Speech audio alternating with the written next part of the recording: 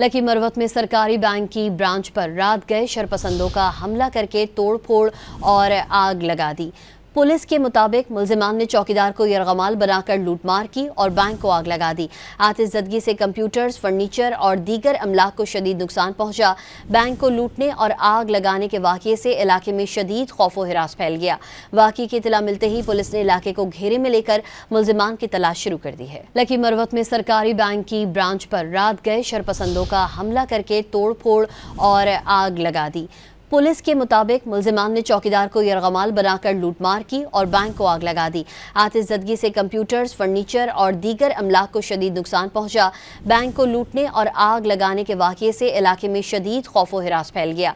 वाक़ये की इत्तला मिलते ही पुलिस ने इलाके को घेरे में लेकर मुल्जिमान की तलाश शुरू कर दी है। लकी मरवत में सरकारी बैंक की ब्रांच पर रात गए शरपसंदों का हमला करके तोड़फोड़ और आग लगा दी। पुलिस के मुताबिक मुल्जिमान ने चौकीदार को यरगमाल बनाकर लूटमार की और बैंक को आग लगा दी। आतिशज़दगी से कंप्यूटर्स, फर्नीचर और दीगर अमलाक को शदीद नुकसान पहुंचा। बैंक को लूटने और आग लगाने के वाक़ये से इलाके में शदीद खौफ व हिरास फैल गया। वाक़ये की इत्तला मिलते ही पुलिस ने इलाके को घेरे में लेकर मुल्जिमान की तलाश शुरू कर दी है।